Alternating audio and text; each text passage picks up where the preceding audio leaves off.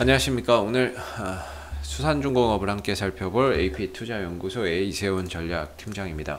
현재 수산중공업은 0.29%의 하락 흐름들을 보여주고 있고요. 거래량은 200만 주를 발생을 시키고 있는데 전반적으로 큰 주가의 변동 없이 잠시 좀 숨 고르는 그런 이제 모습 속에서 약보합권의 흐름들을 만들어내고 있는 상황이 되겠습니다.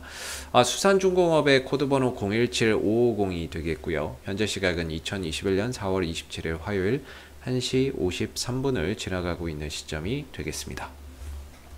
수산중공업은 이제 건설 중장비 산업을 영위를 하고 있고요. 그 다음에 이제 특수 차량을 제조 판매하는 업체가 되겠습니다.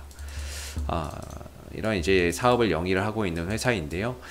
사실 이 종목이 지난 이제 10월 달부터는 정세균 국무총리 관련주로서 상승 흐름들을 보여주고 있는 정치 테마주가 되고 있다라고 보시면 될 것 같습니다. 정치 테마주라고 보시면 될 것 같은데, 지지율이 낮고 높고에 상관없이 주가나 이런 부분들이 크게 좀 상승 흐름들을 보여왔던 상황이죠. 결국에 이 종목을 끌어올리고자 하는 어떠한 수급의 주체가 분명히 존재할 것이고, 그 수급의 주체가 이 종목을 상승시키는 이유에 대해서 재료를 정치적인 이슈를 섞어서 만들어낸 결과물이라고 보시면 됩니다. 아마 이 정치가 아니었으면 다른 이슈로 아마 엮었을 겁니다. 다른 이슈로 엮었을 거고, 결국에는 보내고자 하는 누군가 있었기 때문에 어떤 식으로든 어떤 이슈를 붙여서든 아마 주가를 상승시키는 그런 이제 모습들이 있었을 거라고 보고 있는데요. 결론적으로 현재는 이제 정치 테마주로 가고 있는 상황이다라고 보시면 되겠습니다.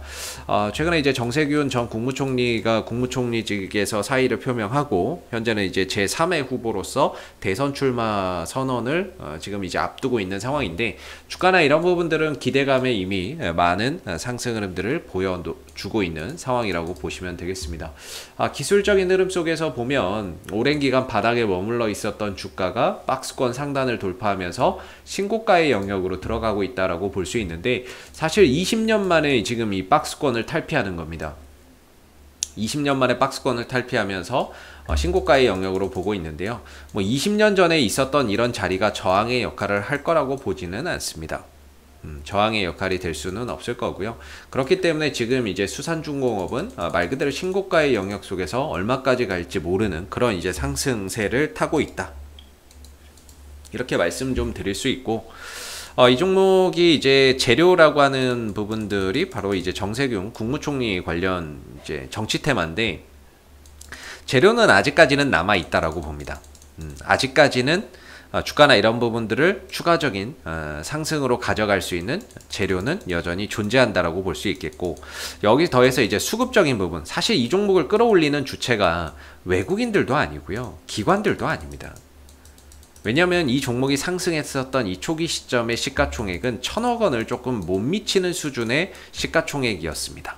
어느덧 올라오니까 시총이 많이 불었는데, 일반적으로 외국인들 기관들 같은 경우에는 시총이 작은 종목에 투자하기가 너무 어렵습니다. 비중을 실어서 막 모아가고 이러기가 어렵거든요. 그래서 이 종목을 끌어올린 주체는 외국인도 기관도 아니요, 우리가 흔히 말하는 세력들의 이런 힘이 작용해서 여기까지 올라왔다, 이렇게 설명을 할 수밖에 없을 것 같고요. 그래서 중요한 건 걔네들이 나갔느냐 안 나갔느냐, 이걸 지금 이제 판단을 해봐야 되는 거겠죠. 세력들이 나갔느냐 안 나갔느냐인데, 제가 개인적으로 생각하기에 이 종목의 세력이 아직 빠져나가지 않았다라고 생각이 듭니다. 일부 차익 실현이나 매도를 했을 수는 있어도 완전히 다 팔고 나갔다거나 이렇게 보기에는 조금 부족한 것 같아요. 지난번에 정세균 국무총리가 이제 사의를 표명을 하게 되면서 주가나 이런 부분들이 크게 떨어졌어요. 크게 떨어졌고, 그러면서 이제 거래량이 좀 터졌는데, 물론 이제 음봉에서의 거래량이 많이 발생이 되긴 했습니다만은, 전반적으로 이전 앞선 매수의 거래량이나 이런 것들에 비해서 보면 상대적으로 적은 거래량이었다는 거죠. 그래서 뭔가 일부 매도가 나갔을 수는 있는데, 매도나 이런 물량이 나갔을 수는 있겠지만은 완전히 다 털고 나갔다라고 보기에는 아직은 좀 부족하다라고 봅니다. 그리고 나서 이제 조정이 어느 정도 마무리되고, 그리고 이제 다시 매수의 거래량이 들어오죠. 그리고 또 쉬다가 또 거래량이 또 들어오고, 오늘 같은 경우도 사실 0.14% 정도의 지금 하락인데, 장 초반엔 또 조금 올라갔어요. 그러다 또 빠졌고 횡보하는데 전혀 거래량이 나오지 않고 있습니다. 그렇기 때문에 이 종목이 다소 좀 탄력이나 이런 것들이 좀 둔화된 그런 가운데 주가의 움직임이 제한적이기는 하지만 수급적으로 뭔가 세력의 이탈이 있다라고 볼만한 오늘의 흐름은 아닙니다. 보통 이제 세력들이 빠져나가면 두 가지를 많이 형성을 하는데요. 하나는 이제 음봉에서의 거래량을 자주 발생시킵니다. 그러면 항상 좀 조심해야 됩니다. 어떤 종목이든 음봉의 거래량이 반복적으로 발생이 되면 그건 좀 조심해야 되고요. 그 음봉의 거래량을 발생을 시키면서 주가가 위아래로 변동성을 많이 줍니다.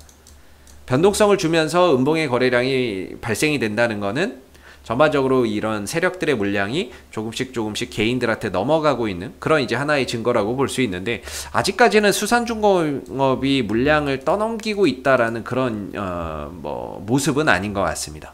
왜냐하면 거래량도 뭐 거의 죽어 있는 상태이고 물량을 뭐 떠넘기고 나가는 것 같다, 이런 생각이 좀 들지는 않거든요. 물론 이제 우리가 생각하지 못했던 갑자기 엄청난 악재가 나온다면 상황은 달라지겠지만, 현 시점에서는 전반적으로 탄력은 좀 떨어져 있어도 재료도 살아있고 수급적인 부분들도 여전히 건재하다라고 생각이 좀 드는 부분이에요. 그리고 정세균 국무총리 관련주 중에서는 이 종목이 대장입니다. 수산중공업이 대장이고, 앞으로의 어떤 정치적인 행보를 보이느냐에 따라서 뭐 지지율이 더 올라가게 된다면 주가도 당연히 거기에 덩달아서 기대감에 먼저 움직이게 될 거라고 보고 있는데, 중요한 거는 이제 앞으로의 일은 알 수는 없는 거고요. 현재로서는 이제 6,250원 정도가 단기적인 좀 지지 라인이 될 수 있을 것 같다라고 말씀을 좀 드리도록 하겠습니다. 6,250원이요. 그동안에 이제 요 가격 대비 한 2배 이상 올라오고 살짝 조정을 주는 구간이었는데, 이날 이제 매수의 거래량이, 이날 이제 거래량이 들어온 거죠. 매수세가 들어오면서 6,250원에서 딱 바닥을 잡아주는 모습이었거든요.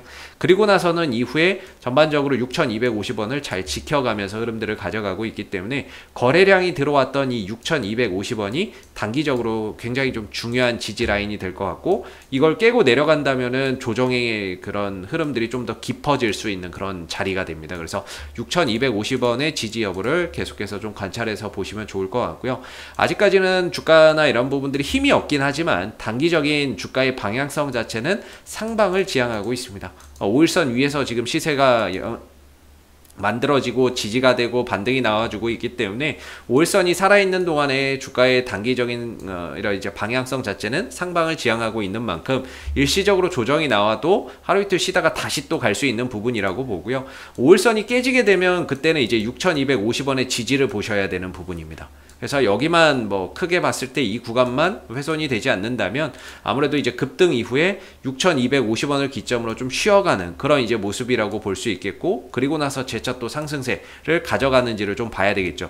왜냐하면 이제 정세균 국무총리가 5월 초에 뭐 대선 출마 선언을 앞두고 있다, 이런 이야기가 지난번 언론을 통해서 나왔거든요. 그래서 또 기대 요소나 이런 것들도 아직까지는 좀 남아있는 상황인 거죠. 그래서 우리가 앞으로 좀 조심해야 되는 부분들은 어떠한 이제 상황에 따라서 주가나 이런 부분들이 계속해서 오르락 내리락 하겠지만, 앞으로 음봉에서의 대량 거래량이 터지는지 이거를 굉장히 주의 깊게 봐야 됩니다.